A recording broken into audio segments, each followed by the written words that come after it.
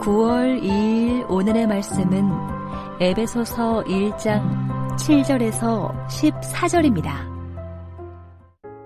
우리는 그리스도 안에서 그의 은혜의 풍성함을 따라 그의 피로 말미암아 속량 곧 죄사함을 받았느니라.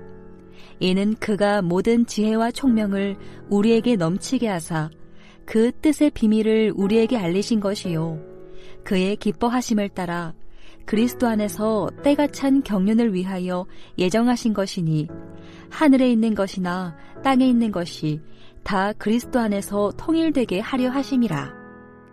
모든 일을 그의 뜻의 결정대로 일하시는 이의 계획을 따라 우리가 예정을 입어 그 안에서 기업이 되었으니 이는 우리가 그리스도 안에서 전부터 바라던 그의 영광의 찬송이 되게 하려 하심이라. 그 안에서 너희도 진리의 말씀 곧 너희의 구원의 복음을 듣고 그 안에서 또한 믿어 약속의 성령으로 인치심을 받았으니 이는 우리 기업의 보증이 되사 그 얻으신 것을 속량하시고 그의 영광을 찬송하게 하려 하심이라. 에베소서 1장 7절에서 14절 말씀을 함께 묵상하겠습니다. 어제부터 오늘까지 묵상하는 에베소서 1장 3절에서 14절은 원문으로 보면 한 문장입니다. 그래서 읽는 학자마다 단락을 나누는 것이 다릅니다. 어떤 학자는 3절에서 6절을 하나님의 행하시는 구원사역, 7절에서 12절을 예수님의 행하시는 구원사역, 13절에서 14절을 성령님이 행하시는 구원사역으로 보기도 합니다. 또 어떤 학자들은 하나님이 주신 신령한 복으로 단락을 나누어 설명하기도 하는데요. 저도 하나님께서 주신 신령한 복으로 이 본문들을 설명해 보도록 하겠습니다. 첫 번째로 하나님께서 주신 신령한 복은 속량입니다. 7절에 그리스도 안에서 그의 은혜의 풍성함을 따라 그의 피로 말미암아 속량 죄사함을 받았다고 하죠. 속량은 몸값을 지불하고 전쟁 포로 난 노예를 해방하는 것을 뜻합니다. 구약시대는 노예를 해방시킬 때 몸값을 지불하는데 이를 속전 대속물이라고 했지요. 물론 로마시대에도 돈을 주고 노예를 해방하기도 했습니다. 그러면 속량이 왜 하늘에 속한 신령한 복이 될까요? 7절 끝부분에 말하고 있습니다. 속량 곧 죄사함을 받았다고 하지요. 죄값이 치러진 것이며 죄의 용서를 받은 것입니다. 이는 우리가 누리는 최고의 신령한 복입니다. 바울은 과거의 하나님의 역사와 지금 그리스도의 행하심으로 일어난 변화를 말하고 있습니다. 창세전에 그의 백성을 거룩하고 흠이 없게 하시려고 택하셨습니다. 그리고 아들들이 되게 하려고 예정하셨습니다. 그리고 지금 그리스도의 대속의 피로 말미암아 속량이 이루어졌습니다. 바울은 창세전에 일어난 일이 지금 성취되었음을 감격하고 그것을 전하고 있습니다. 이 속량 죄사함의 축복은 하나님과의 관계가 회복된 것입니다. 하나님을 아버지라 부를 수 있게 되었고 우리는 그의 자녀로 살아가게 된 것입니다. 그리스도 예수 안에서 하나님과 교제하며 하나님과 사랑을 나누는 그런 존재로 살아가게 된 것이죠. 이거보다 더 큰 축복은 없을 것입니다. 두 번째로 하나님이 주신 신령한 복은 9절에 나와 있는 것처럼 비밀을 알게 하신 것입니다. 안타깝게도 하나님이 주신 복을 7절에서 그러니까 예정, 택정, 속량만을 그치는 경우가 있는데요. 사실 8절에서 10절도 하나님께서 주신 하늘의 신령한 복입니다. 너무 거대하고 우주적이어서 슥 읽고 지나가는 일이 많지요. 이 8절에서 10절을 조금 자세히 살펴보겠습니다. 하나님께서 속량하신 후 모든 지혜와 총명을 넘치게 하셨습니다. 이 지혜와 총명은 세상에서 얻을 수 있는 지혜와 총명이 아닙니다. 예수 안에서 죄사함을 받은 성도만이 가질 수 있는 지혜, 총명입니다. 이 지혜와 총명으로 하나님께서 그 뜻의 비밀을 알려주셨지요. 그 뜻의 비밀이 바로 10절에 기록되어 있습니다.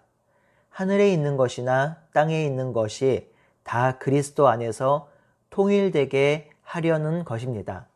여기서 중요한 단어가 통일인데요. 이 통일은 모으다, 요약하다, 합치다의 의미가 있죠. 문장 그대로 보면 하늘에 있는 것과 땅에 있는 것이 모두 그리스도 안에서 모아지고 합쳐진다, 그런 뜻이 됩니다. 그런데 1장 10절의 통일만으로 이 통일의 의미를 정확히 알기가 어렵습니다. 다행히 통일의 의미는 1장 21절, 22절과 연결되어 있습니다.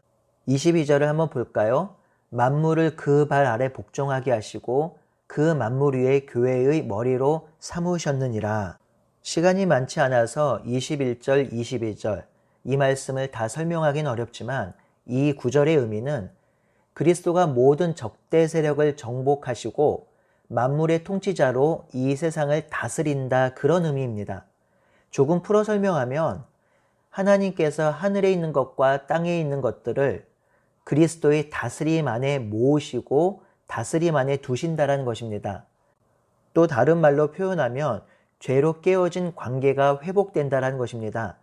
죄로 인하여 하나님과 인간과의 관계, 인간과 인간과의 관계, 인간과 자연과의 관계가 깨어졌는데 이 모든 관계가 회복된다라는 것입니다. 결국 10절은 만물의 회복과 재창조가 일어난다는 것이죠. 이는 우주적 구원을 뜻합니다. 하나님을 등짐으로 깨진 세상이 되었고 혼돈의 세상이 되었는데 이 세상이 그리스도 안에서 혼돈이 조화로 깨짐이 회복이 되는 재창조가 일어날 것이라는 뜻입니다. 이 비밀이 감추어졌던 것인데 그리스도로 인하여 성도에게 알려졌고 그래서 그것을 성도들이 깨닫게 되는 것입니다. 결국 그리스도께서 죄로 인하여 분열되었던 모든 만물과 이 땅의 모든 것들을 다시 모으실 것이며 그리스도 안에서 하나로 만들어 온 세상에 평화를 선포하시고 하나님이 다스리는 평화의 나라를 만드실 것입니다. 이것이 하나님 나라이고 천국이고 이것이 이전에 감추어졌던 비밀인데 이제는 그리스도 안에서 성도들에게 드러나게 된 것입니다. 성도 여러분, 10절은 기독교 교리의 핵심이며 그리스도 사역의 핵심입니다. 하늘에 있는 것이나 땅에 있는 것이나 다 그리스도 안에서 통일되게 하려고 그리스도께서 이 땅에 오셨습니다. 그리스도는 우리를 속량하시고 죄 용서하시고 양자 삼아 주셨습니다. 그런데 그것만을 위해서 오신 것이 아님을 기억해야 합니다. 하늘과 땅에 있는 모든 것을 통일하시고 즉 만물을 회복하시고 재창조하기 위해서 오셨습니다. 이것이 비밀입니다. 이 비밀이 우리에게 보여졌고 알려졌습니다. 그러니 우리는 이 비밀을 더욱더 깨닫고 이 비밀을 가진 자로 이 땅에서 살아가야 할 것입니다. 세 번째로 하늘에 속한 복은 11절에 우리를 기업으로 삼으신 것입니다. 하나님이 기업으로 삼았다는 말은 그리스도 안에서 상속자가 되었다는 뜻입니다. 구약에서는 이스라엘만이 하나님의 기업을 받았죠. 하나님의 땅 기업을 상속받았습니다. 그런데 지금은 그리스도 안에 있는 모든 자들이 하나님의 기업, 상속자가 되었다고 말합니다. 이 하나님의 기업, 상속자가 되었다는 것은 하나님의 소유가 되었다는 것이고 하나님께서 존귀 여기시고 소중히 여기시고 보호하시는 귀하고도 귀한 존재, 보배로운 존재가 되었다는 것입니다. 우리는 완전히 정체성이 바뀌었습니다. 하나님의 기업의 상속자가 되었고 왕같은 제사장이 되었습니다. 거룩한 나라가 되었고 하나님의 소유된 백성이 되었습니다. 우리의 신분이 바뀌고 정체성이 바뀐 것입니다. 우리 자신에게 이렇게 고백해보면 좋겠습니다. 나는 하나님의 상속자다. 그래서 나는 존귀하고 보배로운 하나님의 백성이다. 이것이 그리스도 안에서 주어진 하늘의 신령한 복입니다. 우리가 오늘 살아갈 때에 우리가 어떤 존재인지 어떻게 사랑을 받는 존재인지 마음속에 기억하고 새기며 살아가기를 소원합니다. 마지막으로 하늘의 신령한 복은 13절에 성령의 인치심을 받은 것입니다. 인쳤다라는 것은 도장을 찍었다라는 은유적 표현이지요. 구원의 복음을 듣고 믿은 그리스도인들은 그 구원이 확실하다고 성령 하나님께서 도장을 쾅쾅쾅 찍은 것이죠. 그러니 그 구원이 확실하다는 것입니다. 변할 수 없다는 것입니다. 그런데 여기서 끝나지 않아요. 성령이 우리 기업의 보증이 되었다고 합니다. 성령이 도장을 쾅쾅쾅 찍은 것도 모자라서 성령이 우리 기업의 보증이 되셨습니다. 예수 그리스도 안에서 일어난 택정, 예정, 그리고 속량, 그리고 그리스도 안에서 기업이 되는 이 모든 일에 성령께서 도장 찍고 보증까지 하신다라는 것입니다. 성령이 보증수표가 되신 것이죠. 삼위 하나님이 행하신 때가 찬 경륜, 즉 하나님의 구원 역사, 회복 역사는 반드시 이루어지고 성취될 것이라는 것입니다. 성령께서 사도 바울에게 이 모든 역사를 보여주셨습니다.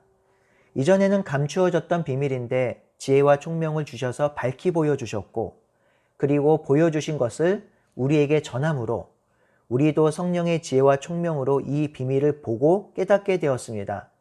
이 비밀을 깨닫는 자는 하나님을 찬양하고 경배할 수밖에 없는 것이죠. 그래서 바울은 3절에 찬송하리로다 라고 이 본문을 시작하고 있는 것입니다. 사랑하는 형제자매 여러분, 때가 찬 경륜을 하나님께서 지혜와 총명으로 우리에게 보이시고 계시하셨으니 우리는 이 비밀을 아는 자로 살아갑시다. 하늘에 있는 것이나 땅에 있는 것이나 다 그리스도 안에 통일되게 하는 놀라운 하나님의 역사를 이루며 소망하며 살아갑시다. 만물이 그리스도의 발 아래 복종하게 되며 그 만물을 그리스도께서 통일하시고 회복시킴을 믿음의 눈으로 바라봅시다. 그리고 그 놀라운 사명을 교회를 통해서 이루심을 믿으며 만물을 회복하시는 예수님의 사역에 동참합시다. 그것이 우리의 사명이며 교회의 존재 목적임을 기억하며 살아가는 하루가 되기를 바라고 소원합니다. 아멘.